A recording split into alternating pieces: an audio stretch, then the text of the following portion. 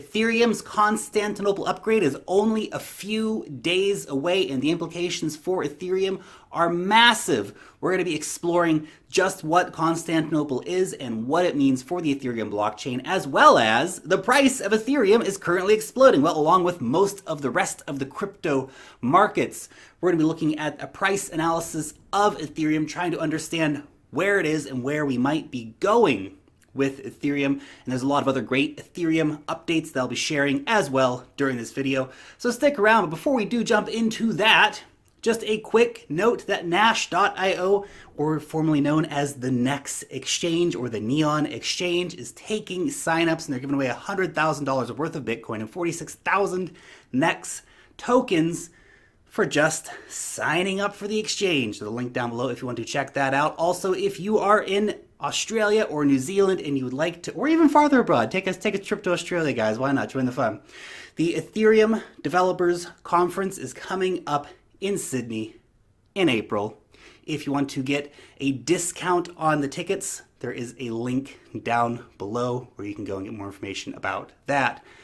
Now, let's start off with the price of Ethereum, and it is popping at the moment. Very exciting to see Ethereum making the moves that it has been price-wise, but this is following a general market trend at the moment. But where are we and what is going to be happening with Ethereum? Having a look at the technical indicators here for Ethereum, looking on the daily, we have seen it cross over a key area around the 150 zone. We have moved above that. Now we are up in the mid 160s.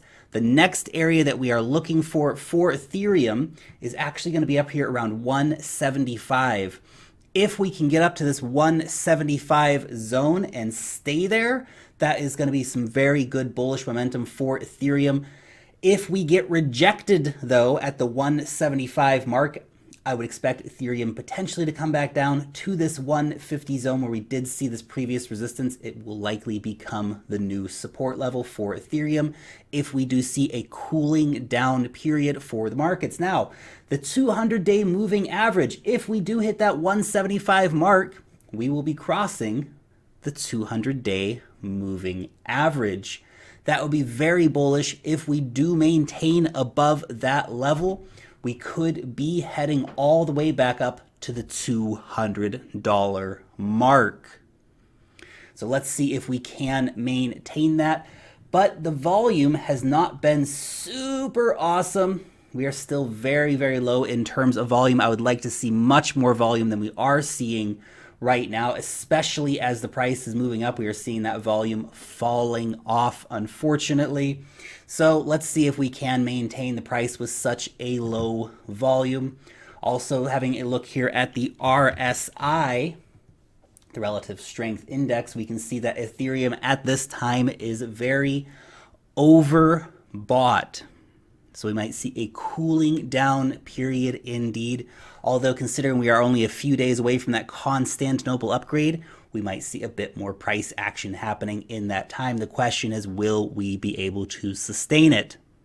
Let's move on to the Constantinople upgrade. Now, the Ethereum network will be undergoing a scheduled upgrade at block number 7,280,000, or in more human time terms, around February 28th. Now, Constantinople was initially delayed, but it's back and it's happening in only a few days. But because of that initial delay, we did lose a lot of the hype and momentum around this very important event for Ethereum. Now, this network upgrade is aiming to change the underlying Ethereum protocol, thus creating new rules to improve the system.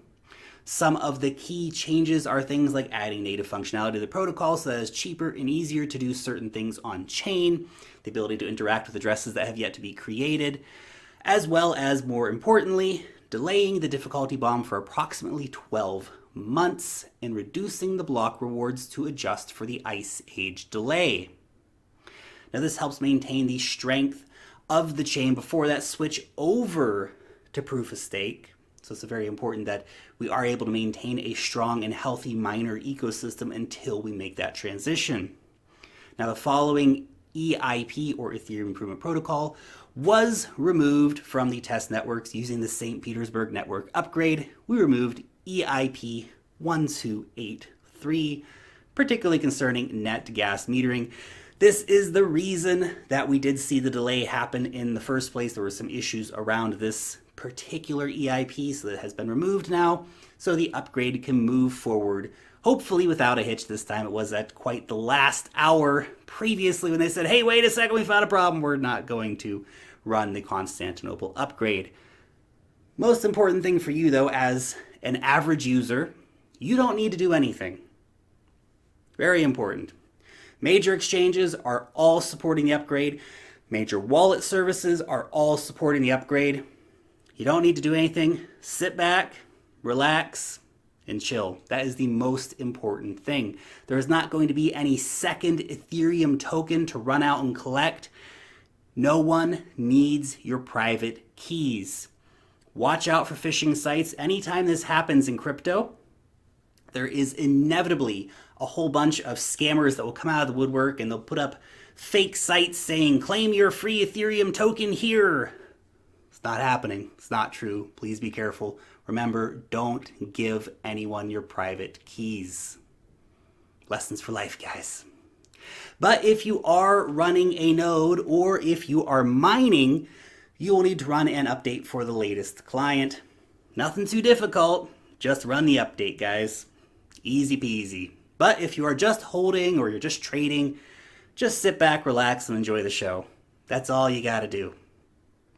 The most important thing to take away from the Constantinople upgrade is that this is laying the groundwork for Ethereum moving to proof of stake. Ethereum 2.0 is coming, and this is one of the key steps in helping us get there. And Ethereum keeps getting a really hard time from people who are saying, but it needs to do everything now. A lot of stuff's going on over at Ethereum. We have an amazing, vibrant developer community at Ethereum. We have sidechains, we have Raiden, we have ZK Snarks, and lots of other stuff going on. Sharding is being explored and all these different things. Ethereum still has a lot of surprises left in it. To count Ethereum out or to say that someone else is going to come and eat Ethereum's lunch overnight, I don't see that happening anytime soon. Ethereum is continuing to innovate, continuing to move, but they've got to get it done. The crowd can only wait so long. We see projects leaving Ethereum and going to other blockchains. This is happening. This is very real. Ethereum needs to move through these scaling issues. They need to get the requisite upgrades to happen. We have a lot of power and faith behind Ethereum, but these very serious issues need to be addressed, or it will get left behind, or will at least lose its place of importance in the crypto economy. The guys over at Stanford University have released a new research document discussing what they are calling Zether, a protocol particularly focused on bringing more privacy features to Ethereum, basically a fully decentralized confidential payment mechanism for Ethereum-based smart contracts. They're seeing this as an improvement of the existing zero-knowledge proof system. I love how much innovation has been going on recently in the privacy ecosystem.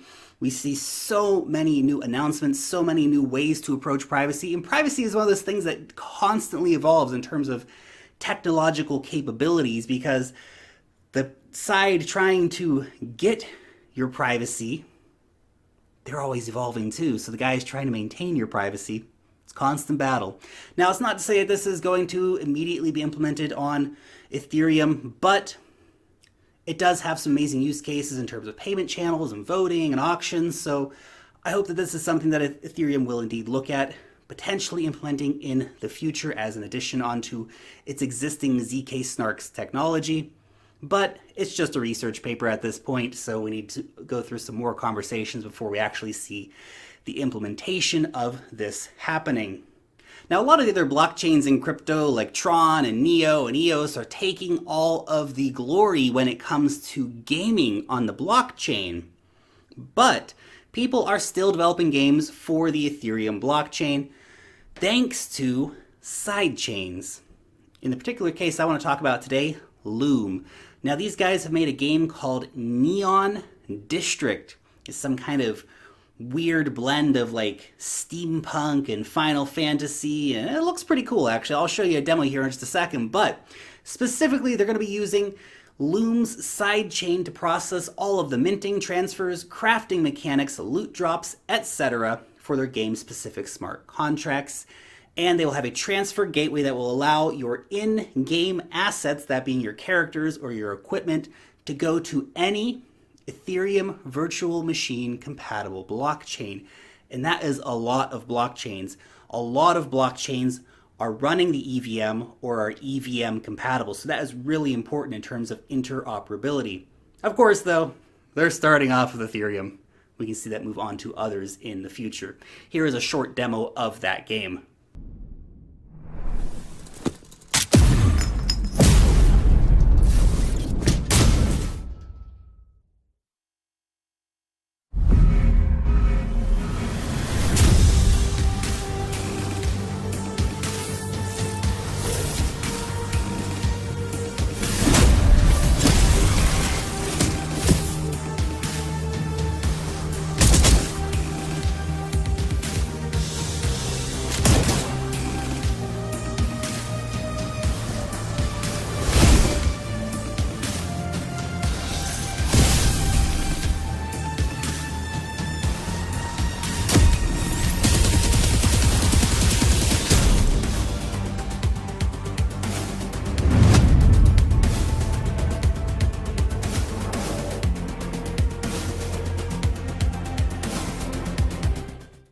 Looks like a bit of fun, doesn't it? Anyway, on to our next story. MetaMask surpasses 1 million Ethereum wallet users on the Chrome web store. Awesome. And at the same time, only 1 million? We have more than 7 billion people on this planet. Just think of how crazy that is. How underrepresented and unknown crypto still is. I mean, that's an amazing milestone. 1 million people for MetaMask, but oh my gosh, nobody knows about crypto yet. It's crazy. It's such an opportunity.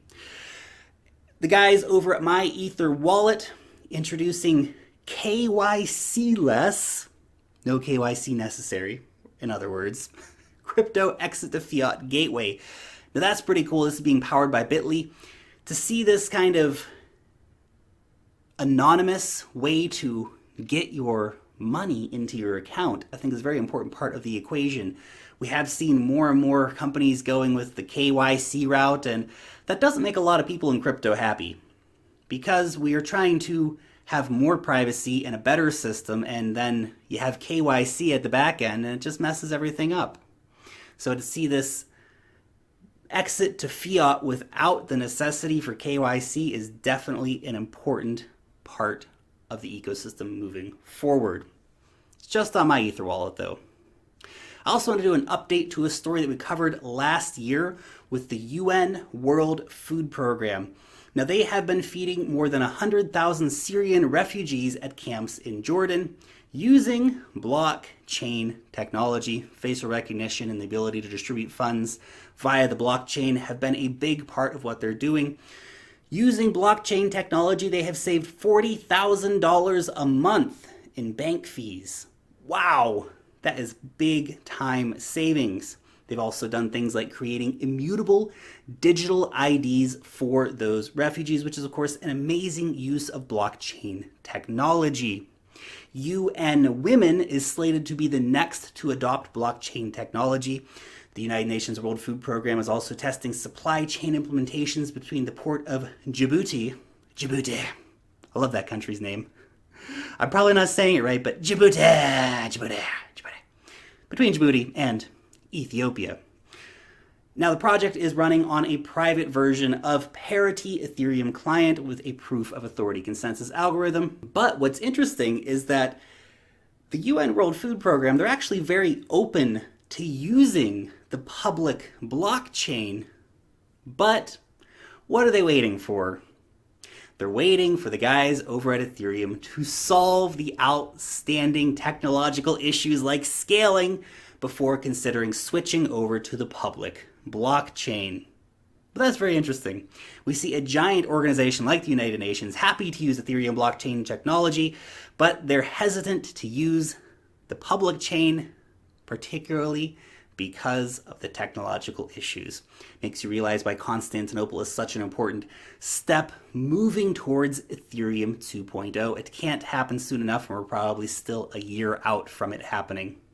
But progress is progress, and credit is due where credit is due. So let's see that upgrade come on the 28th of February, hopefully without any hitches or delays this time. Anyway, just my 2 Satoshis on what has been happening over at Ethereum. Bit about the price, bit about Constantinople. You guys let me know what you think about any of the stories covered here today down below in the comment section. Thank you so much for watching this video. As always, I greatly appreciate your time and coming out and checking these videos out. And if you did appreciate the video, leave a thumbs up on it. That would be totally awesome. And if you're new around here, subscribe to the channel. You can always click on that notification bell to know when I put out a new video. Long live the blockchain, and peace out till next time.